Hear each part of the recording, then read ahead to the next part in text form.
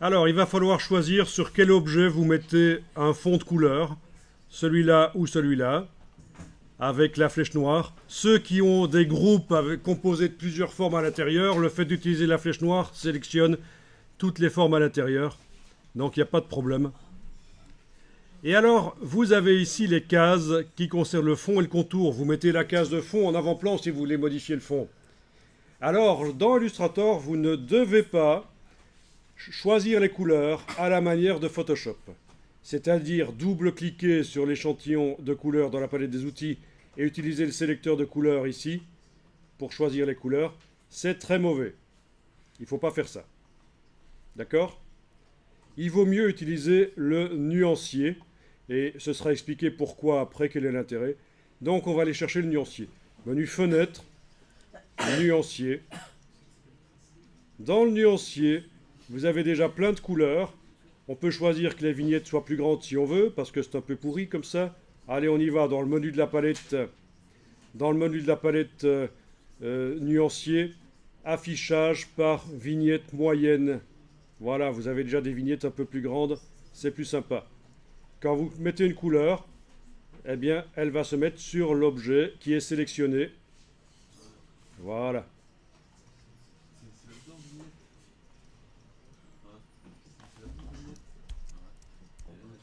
Vous sélectionnez l'autre tracé ou groupe et vous pouvez appliquer une autre couleur, bien sûr.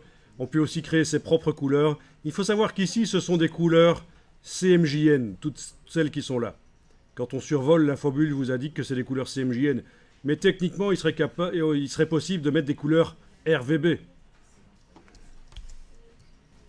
Alors, on va essayer de faire une couleur RVB dans le nuancier, tant qu'on y est. Donc, menu de la palette nuancier, nouvelle nuance. Ici, type RVB, c'est bien. Couleur quadri RVB, c'est bien. Et là, vous avez la possibilité de choisir des couleurs très saturées. Vous avez deux icônes qui apparaissent. Une qui vous propose d'en faire une couleur WebSafe. Ça n'a plus de raison d'être en 2016 parce que le WebSafe, c'était bon dans les années 90 quand le web était lent. Mais maintenant, on utilise des couleurs RVB sur les sites web. Donc, vous occupez pas du cube ici. C'est les hexachromes, les couleurs WebSafe. Ceci vous indique que la couleur que vous avez choisie est hors gamme imprimable offset. Ça vous propose de la transformer en une couleur terne.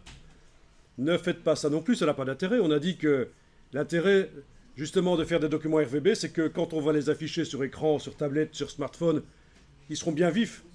Et éventuellement, la couleur sera ternie au moment de l'export en PDF, mais uniquement le PDF qui servira pour l'impression. Donc, faites pas ça, mais je vous indique à quoi ça correspond parce que forcément vous allez vous poser des questions. Ok, quand vous avez choisi une couleur, si vous voulez la modifier, la luminosité, c'est comme dans tous les logiciels Adobe, on prend un des curseurs avec la touche majuscule et ça modifie les trois curseurs. Par exemple ceci. Cette couleur-là, je trouve qu'elle est chouette, mais je voudrais changer sa luminosité. Touche majuscule et je modifie la position de n'importe lequel des trois curseurs. Voilà. Alors, ok. Voilà donc une couleur que j'ai créée, qui est là. Et c'est une couleur RVB. Les autres sont CMJN. Alors, pour vous y retrouver un peu mieux, parmi toutes vos couleurs, dans le nuancier, il est possible d'aller chercher liste de petites vignettes. Et voilà, liste de petites vignettes, c'est comme dans InDesign. Vous avez... alors, il se trouve que j'ai plein de couleurs, moi, que vous n'avez pas. Si? Non, hein, vous n'avez pas tout ça. Hein. Ah, mais c'est quand même des couleurs RVB ici. Tiens, tiens. Bon, ça va. Je vais revenir en affichage par vignette moyenne, là, voilà. Donc, les couleurs, vous pouvez les créer dans le nuancier, bien sûr, et beaucoup plus encore. Alors, point de vue complexité, Illustrator est, contrairement à ce que certaines personnes croient, plus complexe que Photoshop. C'est 2 fois plus complexe que Photoshop. D'accord? Donc, pour arriver à faire des choses dans Illustrator, c'est difficile. D'ailleurs, vous allez rencontrer beaucoup moins souvent des gens qui connaissent Illustrator que Photoshop. Et encore, ceux qui connaissent Illustrator le connaissent parfois mal. Donc, dites-vous bien que Illustrator n'est pas un logiciel facile. Vous n'arriverez pas facilement à un bon résultat. Il faut aussi planifier les illustrations qu'on fait. Il faut avoir une idée de ce qu'on veut obtenir. Parce que si on commence à chipoter sans savoir ce qu'on veut, on va rarement obtenir quelque chose de bien. Ok, alors, le document, je vais l'enregistrer ici. Et on va parler du mode d'affichage. Alors, affichage, tracé. Menu affichage, tracé. Vous voyez les objets sans couleur. Et vous pouvez travailler sur eux, etc. Mais vous les voyez sans couleur. Affichage.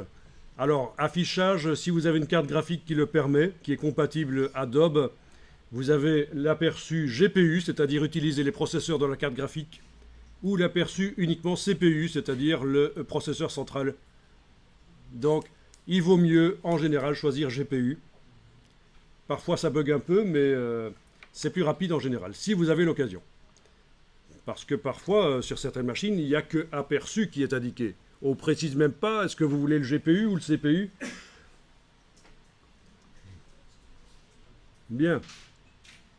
Alors, pour empiler les objets les uns sur les autres, bien sûr, il suffit de les prendre et les déplacer dans la palette des calques, c'est encore le plus simple.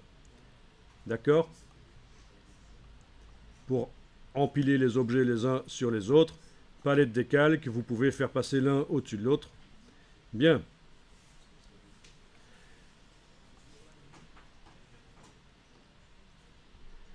Ensuite, la transparence, elle existe dans Illustrator sans problème. On va modifier la transparence et le mode de fusion. Vous sélectionnez l'objet qui est au-dessus de l'autre. Il doit être d'une couleur différente, bien sûr. Enfin, bien sûr, pas nécessairement. Ça peut être très bien de faire la même couleur. Je vous montre après, mais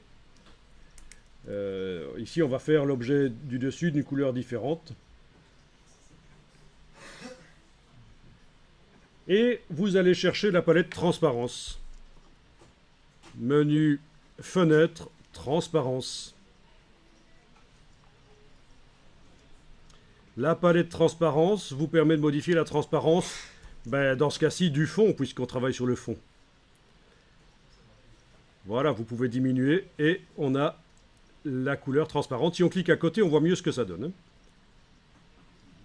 Bien, je reviens travailler sur l'objet. Je peux monter la transparence à 100%, mais je peux aussi modifier maintenant le mode de fusion. Par exemple, passer en produit, ou en éclaircir, ou n'importe quoi d'autre. Bien. Alors, est-ce que sur un PC, vous allez peut-être pouvoir positionner le pointeur au-dessus et avec la roulette de la souris passer en revue les modes. Mais ici, on est sur un Mac.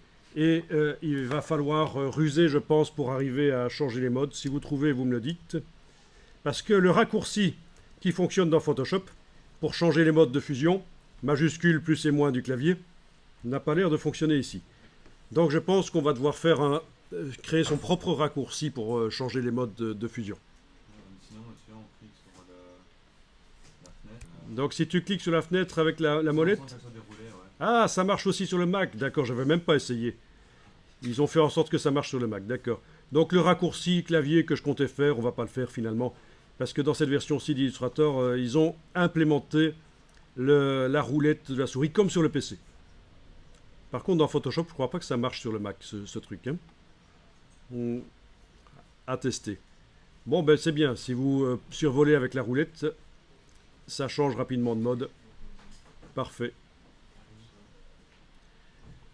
Ok, et si on bouge l'objet, évidemment, ça se remet à jour. C'est logique, c'est un mode de fusion. Un mélange entre les pixels d'une bestiole avec l'autre ici. Hein. Enfin, les pixels, les couleurs. C'est pas vraiment des pixels, c'est des couleurs, c'est des valeurs. On est dans des vecteurs. Bien. Alors, on va quand même mettre la même couleur sur les deux. C'est-à-dire que celui du dessus, là... je vais lui mettre la même couleur que l'autre en mode normal. Voilà. D'accord? Donc là, ils se confondent vraiment. Ça fait un monstre Hein, on se croirait dans les Men in Black.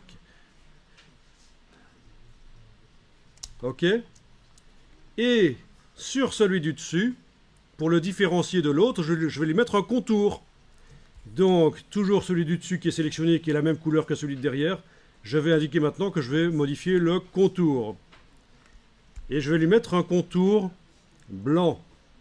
Donc, dans la palette nuancier, vous choisissez contour blanc. Donc, bonne question.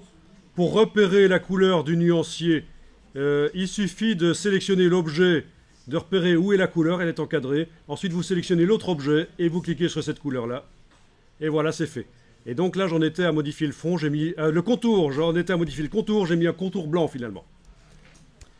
Alors, j'ai oublié de vous dire que ce sera quand même plus facile si vous mettez la palette des outils en 2 colonnes. Ceci dit, je vous l'avais dit pour InDesign. Donc, c'est le même principe. Ici, avec la palette des outils en 2 colonnes, grâce aux doubles flèches là, vous avez quand même des échantillons couleurs plus grands. On s'y retrouve quand même un peu mieux, je pense. Alors, on va augmenter l'épaisseur du contour. Menu fenêtre, contour. Voilà. Alors, je vous disais qu'Illustrator est quand même un logiciel super simple. Mais non, il est 2 fois plus complexe qu'Illustrator. Mais voilà enfin une palette qui, au moins, ne va pas vous perturber, elle est simple. Sauf que j'affiche les options et c'est tout de suite un peu plus compliqué. Alors, vous affichez les options dans la palette contour. Vous donnez de l'épaisseur. Vous voyez que le contour se met à cheval sur le vecteur. Et le problème, c'est que ça modifie la forme de la silhouette, en fait. Si je clique à côté pour regarder, bah, y a un truc bizarre, là. La silhouette orangée là, du chat à l'intérieur, on dirait qu'il a perdu ses oreilles. Donc, on va mettre le contour blanc à l'extérieur. Donc, en plus de modifier l'épaisseur, vous allez dire, tiens, je le mets à l'extérieur. Là. Comme ça, la silhouette du chat de devant n'est pas modifiée. Le contour se met autour de lui.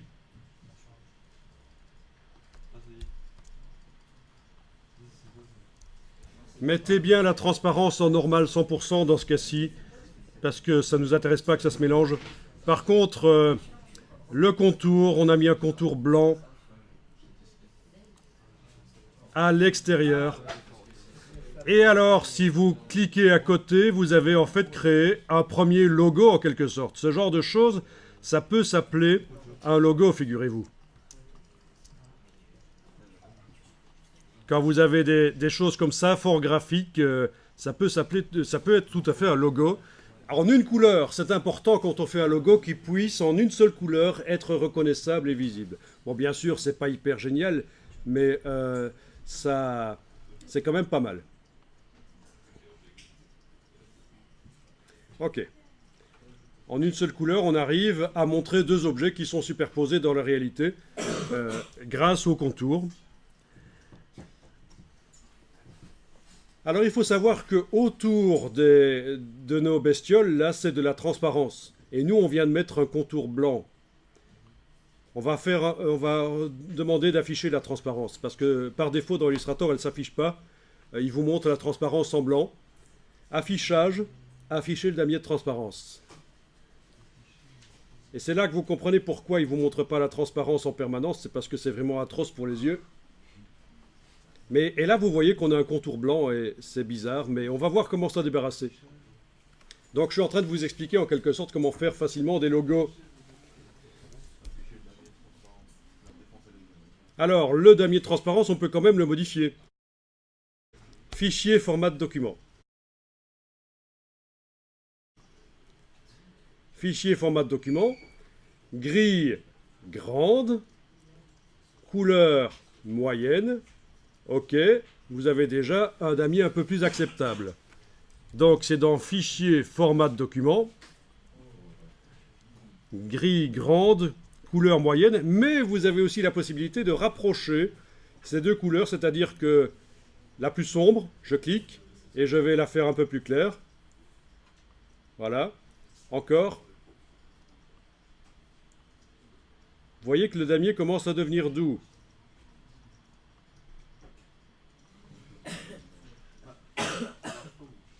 Voilà. On clique sur OK.